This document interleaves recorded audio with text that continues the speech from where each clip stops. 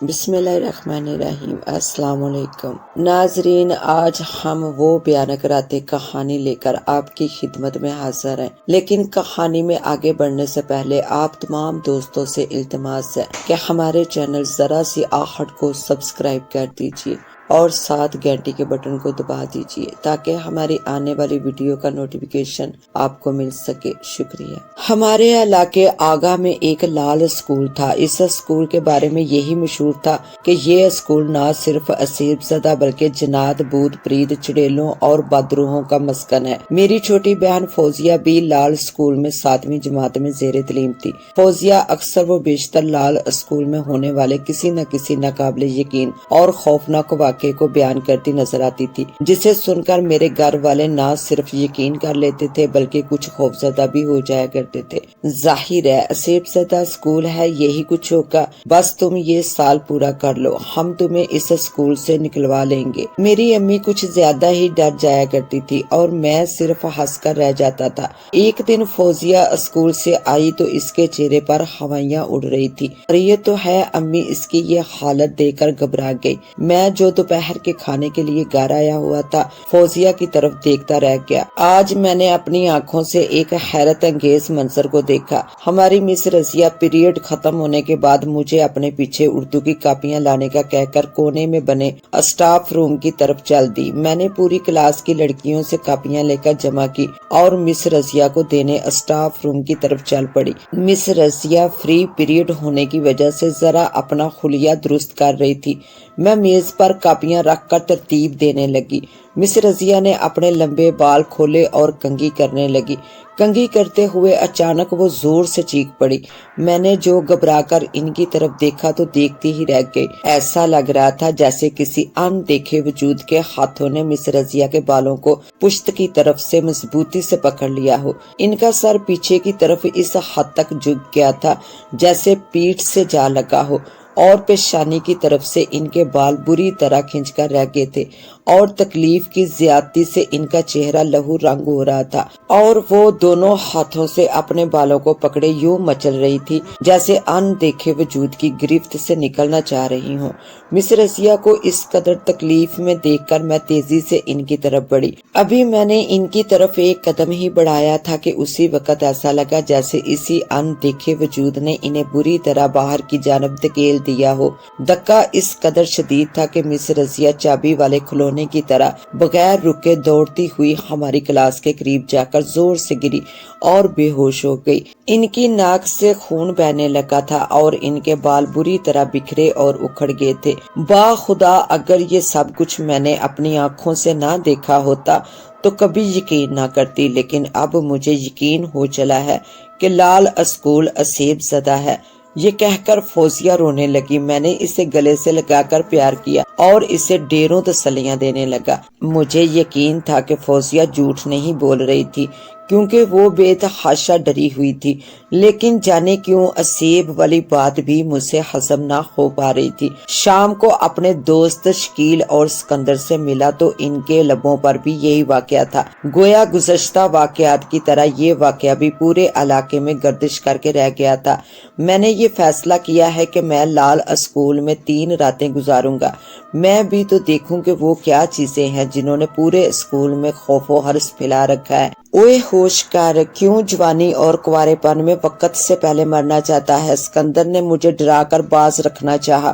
اگر مرا نہیں تو پاگل ضرور ہو جائے گا، شکیل نے بھی یقینی لہجے میں کہا۔ تم لوگ جانتے ہو میں بھوت پریت چڑیل اور بدروحوں پر یقین نہیں رکھتا ہوں، لیکن میں تنہا ان بہت سارے لوگوں کو قائل بھی نہیں کر سکتا جو اسیب وغیرہ پر پختہ یقین رکھتے ہیں۔ اسی لیے میں محض اپنے دل کی تسلی کے لیے لال اسکول میں 3 راتیں گزارنا چاہتا ہوں۔ میں آج رات سے ہی ابتدا کروں گا۔ سکندر اور شکیل نے مجھے روکنے اور باز رکھنے کی ہر ممکن کوشش کر ڈالی، لیکن میں نے اپنے ارادے ارادے میں کسی قسم کی تخیر نہ کی۔ یہ ہماری بات نہیں مانے گا اگر رستم اسے روکتا نہ۔ انہوں نے میرے جگری دوست رستم کا مجھے تانا دیا جس کی میں نے کبھی کوئی بات نہ ڈالی تھی، لیکن اگر رستم بھی اس وقت ہوتا اور مجھے لال اسکول میں 3 راتیں گزارنے والے فیصلے سے باز رکھتا تو میں اس کی بات بھی نہ مانتا، کیونکہ مجھے اپنے دل کی تسلی کرنی تھی۔ میں نے اپنے گھر والوں سے اس بات کو پوشیدہ ہی رکھا کیونکہ انہیں لال اسکول کے اسیب زدہ ہونے میں کسی قسم کا کوئی شک و شبہ نہ تھا۔ رات کے 12 بجے جبکہ پورے علاقے پر سناٹے کا راج قائم ہو گیا تھا، میں خاموشی سے اٹھ کر باہر کی جانب چل دیا۔ ایک لالٹین، ایک تکیا اور 2 چادریں بھی میں نے اٹھا لی اور دبے قدموں گھر سے باہر آ گیا۔ میں ایک پرانی فلم کا نغمہ گنگناتا ہوا لال اسکول کی جانب بڑھتا چلا جا رہا تھا اور میرے ہاتھ میں جلتی لالٹین کی روشنی بھی بس غنیمت ہی تھی۔ لال اسکول کے داخلی دروازے پر ہلکا سا دباؤ ڈالا اور ایک بھیانک آواز کے ساتھ دروازہ کھل گیا اور میں اللہ کا نام لے کر اندر داخل ہو گیا۔ پوری عمارت پر موت کا سناٹا اور تاریکی چھائی ہوئی تھی۔ ہواؤں سے ہلنے والے درختوں کی شائیں شائیں اور قدموں تلے آ کر دم توڑنے والے سوکھے پتوں کی چرچر محسوس کیے بغیر میں عمارت کے اندرونی حصے کی جانب بڑھتا چلا جا رہا تھا۔ کئی بار مجھے یہ شک گزرا کہ کوئی میرے پیچھے آ رہا ہے، لیکن میں جانتا تھا کہ یہ محض میرا وہم ہے، اسی لیے میں نظر انداز کیے عمارت کے اندرونی حصے میں داخل ہو گیا۔ وسیع برآمدہ میرے قدموں کی دمک سے گونج اٹھا۔ میں قدم با قدم سیڑھیوں کی جانب بڑھنے لگا۔ سناٹا اس قدر گہرا تھا کہ میں اپنے دل کی دھڑکنیں بھی بآسانی شمار کر سکتا تھا۔ اس کے علاوہ ایک عجیب سی نامعلوم وحشت اور اداسی نے پوری عمارت کو اپنی لپیٹ میں لے رکھا تھا۔ میں نے وقت ضائع کیے بغیر سیڑھیوں پر قدم رکھا۔ سالہ سال سے استعمال ہونے اور کوئی مرمت کا کام نہ ہونے کی وجہ سے سیڑھیوں کے درمیان تختے ڈھیلے پڑ چکے تھے، کیلیں زنگ آلودہ ہو کر گر پڑی تھی۔ سیڑھیاں چڑھنے اور وسیع برآمدہ طے کرنے کے بعد میں بالآخر اسٹاف روم کے دروازے تک پہنچ گیا۔ دروازے کے قریب رک کر میں نے 2-4 قدم کے فاصلے پر بنی لیٹرین کی طرف سرسری نظر ڈالی اور اگلے ہی لمحے اسٹاف روم کا دروازہ کھولے اندر داخل ہو گیا۔ اسٹاف روم میں ایک بڑی میز اور 6 کرسیاں رکھی تھی۔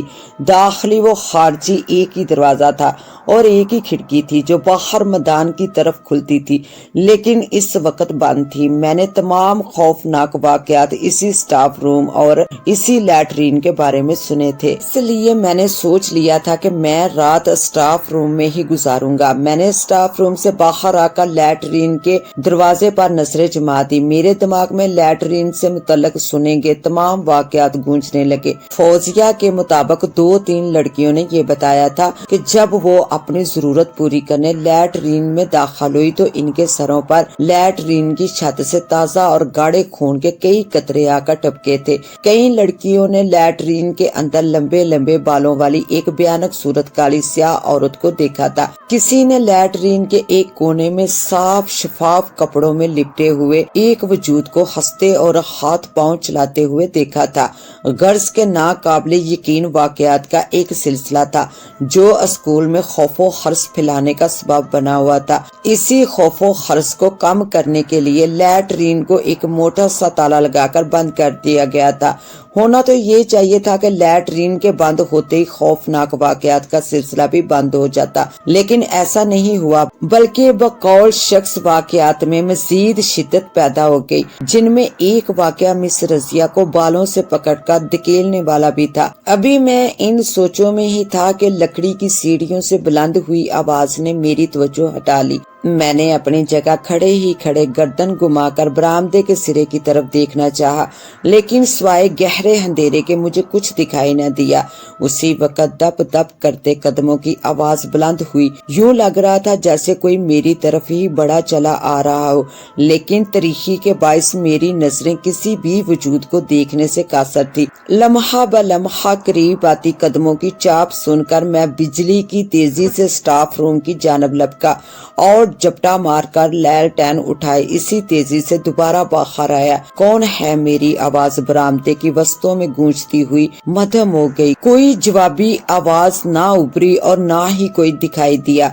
बरामदे की वस्तुओं में हौलनाक खामोशी और लैलटेन की जर्द रोशनी के अलावा अगर कोई आवाज थी तो वो मेरे अपने वजूद की आवाज थी। मैंने बेखौफी से सर झुकाया और दोबारा स्टाफ रूम की तरफ जाने के लिए कदम उठाया ही था कि दब दब भागते कदमों की आवाज एक बार फिर सुनाई दी, लेकिन इस बार आवाज करीब आने की बजाय दूर जाती महसूस हुई। यानी वो जो कोई भी था मुझे होशियार पाकर भाग खड़ा हुआ था। जाने क्यों मुझे यकीन सा था कि ये शरारत सिकंदर या शकील की हो सकती थी, जो मुझे डराकर यहाँ से भागने पर मजबूर कर देना चाहते थे। और मैं ये भी जानता था कि वो दोनों इस किस्म की शरारतें मुसलसल 3 रातों तक यूं ही करते रहेंगे। स्टाफ रूम में आकर मैंने लालटेन दोबारा मेज पर रखी और कुर्सी की जानब हाथ बढ़ाकर जो ही अपना बिस्तर यानी एक तकिया और 2 चादरें उठाना चाहा, मेरा हाथ अपनी जगह रुक सा गया और आंखों में हैरत सिमट आई, क्योंकि बिस्तर कुर्सी पर ना था। कुर्सी बिल्कुल खाली पड़ी थी। मैंने बिस्तर कहाँ रखा था? अभी मैं याद करने की कोशिश ही कर रहा था कि मैंने कोई नरम सी चीज अपने पैरों के नीचे रखी महसूस की। मैंने झुक कर देखा तो वो मेरा तकिया था। चादरें स्टाफ रूम से बाहर लैटरीन के बंद दरवाजे के करीब पड़ी हुई थी, जो यकीनन इस वक्त मेरे पांव से लिपटकर यहाँ तक पहुंची थी।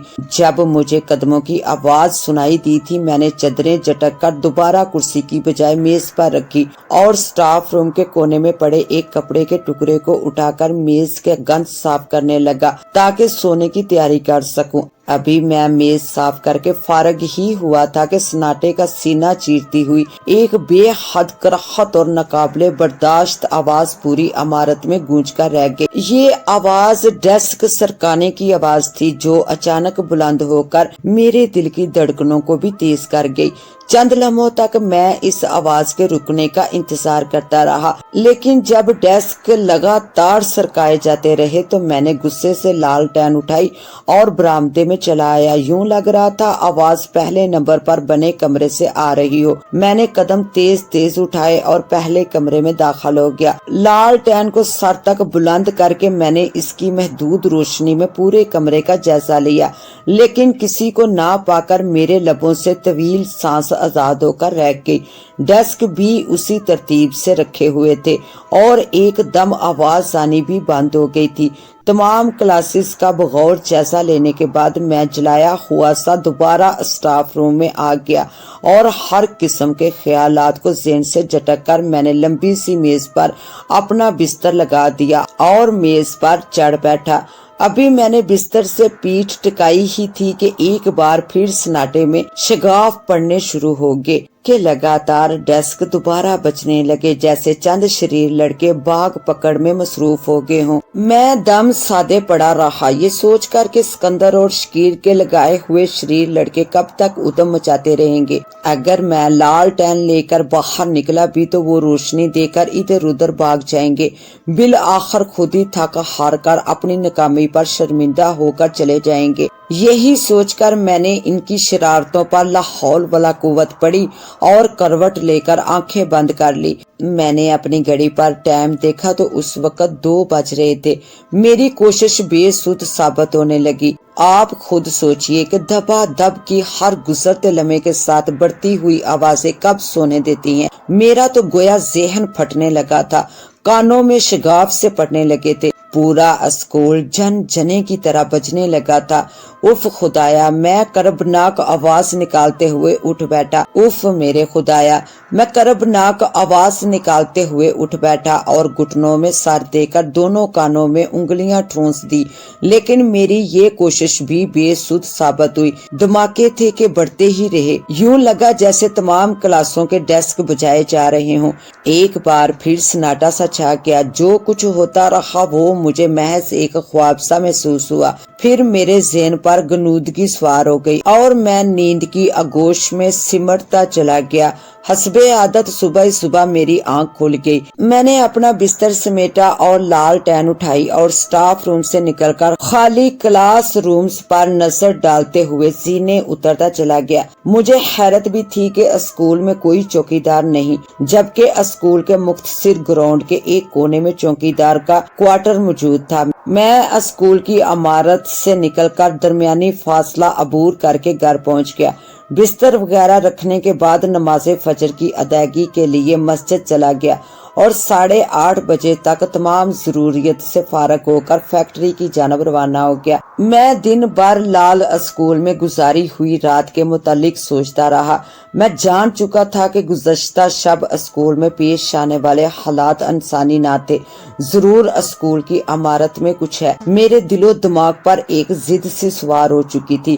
میں ہر صورت میں اسکول کے پراسرار حالات سے پردہ چاک کر لینے کو بے چین سا ہو گیا تھا۔ شب کے 9 بجے ہی میں ڈنر سے فارغ ہو کر تھوڑی دیر ٹہل لگانے کے بعد اپنے کمرے میں جا گھسا۔ شب 11 بجے میرے گھر والے پوری طرح نیند کی آغوش میں سمٹ گئے تو میں نے روانگی کی تیاری شروع کر دی اور پھر 12 بجے میں دبے قدموں اپنے گھر سے چل دیا۔ اسکول عمارت میں پہنچنے کے بعد گزشتہ شب کے احساسات کو سمیٹتے ہوئے میں اسٹاف روم میں پہنچ گیا۔ میں آج کی رات ہر صورت میں لیٹرین ڈور کا تالا توڑنے کا ارادہ کر چکا تھا۔ اس مقصد کے لیے میں اوزار بھی اپنے ساتھ لایا تھا۔ میں نے لالٹین برابر میں رکھی اور چھینی نکال کر تالے پر رکھی اور چھینی کے سرے پر ضربیں لگانی شروع کر دی۔ سناٹے کے باعث ہر ضرب کی آواز برآمدے کی وسطوں سے گزرتی ہوئی 4 سو پھیل کر رہ جاتی تھی۔ پھر چوتھی ضرب لگانے کے لیے میں نے جو ہی ہتھوڑے والا ہاتھ بلند کیا، سناٹے میں زینے چڑھنے سے ابھرنے والی مخصوص آواز کی گونج سن کر میں نے گردن گھما کر برآمدے کے سرے کی جانب دیکھا، لیکن سوائے اندھیرے کے مجھے کچھ بھی دکھائی نہ دیا۔ میں نے اپنی توجہ دوبارہ تالے کی طرف مرکوز کر دی اور ایک بار پھر ضرب لگائی۔ ایک آواز کے ساتھ ہی تالا ٹوٹ کر کنڈی کے سوراخ میں جھولتا رہ گیا۔ میں نے تالا نکال لیا اور بھرپور قوت صرف کر کے زنگ آلودہ کنڈی کھولنے لگا۔ یہ کیا کر رہے ہو اظہر؟ ایک مردانہ آواز سن کر میں بری طرح اچھل پڑا اور گردن موڑے آنکھیں پھیلائے ٹوکنے والے کو دیکھنے کی ناکام کوشش کرنے لگا۔ کیوں توڑا ہے تالا؟ آواز دوبارہ بلند ہوئی۔ اس کے ساتھ ہی میں نے ایک قد آدم پرچھائیوں کو قریب ہوتے محسوس کیا۔ اب کی بار ٹوکنے والے کی آواز میں پہچان چکا تھا۔ یہ آواز میرے جگری دوست رستم کی تھی۔ بے ساختہ میں سکون کی سانس لیتا رہ گیا۔ سناٹے، اندھیرے اور انجانے خدشات نے خوف کی جو مدھم پرچھائیاں میرے دل و دماغ پر مسلط کر رکھی تھی سو بڑی تیزی سے چھٹ گئی۔ میں جانتا تھا کہ وہ 4 روز قبل ہی اپنے کسی ذاتی کام سے کراچی گیا ہوا تھا۔ وہ آ گیا ہوگا، اسے سکندر اور شکیل سے میری انوکھی ضد کا پتہ چل چکا ہوگا، اسی لیے وہ سنسان اسکول میں چلا آیا ہوگا۔ رستم کہاں ہو تم؟ میرے لہجے میں باری پن کے ساتھ بہت زیادہ مسرت بھی تھی، لیکن کوشش کے باوجود اس کے نقوش دیکھنے میں ناکام رہا۔ وہ صرف احساس کی حد تک میرے سامنے تھا۔ تمہارے سامنے ہی کھڑا ہوں، آ جاؤ، سیدھے بڑھتے آؤ۔ میں نے قدم بڑھا دیے، یہ سوچے سمجھے بغیر کہ وہ مجھ سے چند قدموں کے فاصلے پر کیوں رک گیا ہے۔ محسوس یوں ہی ہوا کہ رستم کے قریب ہو رہا ہوں، لیکن رستم مجھ سے اتنے ہی فاصلے پر رہا۔ جانے میں نے کتنے قدم بڑھا دیے، لیکن رستم کی پرچھائیوں کو بھی نہ پا سکا۔ اور پھر میرے ذہن پر جنجلاہٹ سوار ہونے ہی جا رہی تھی کہ اچانک میں نے بازو پر کسی کی مضبوط گرفت محسوس کی۔ ابھی میں کچھ سوچنے بھی نہ پایا تھا کہ رستم نے مجھے کھینچ لیا۔ حالانکہ جسمانی قوت میں رستم سے دگنا ہی تھا، تاہم میں نے اس پر کوئی توجہ نہ دی۔ اس کہانی کا بقیہ حصہ دیکھنے کے لیے پارٹ 2 کا وزٹ کریں۔ اس کے ساتھ ہی اب مجھے دیں اجازت، ملتے ہیں انشاءاللہ پارٹ 2 کے ساتھ، تب تک کے لیے اللہ نگہبان۔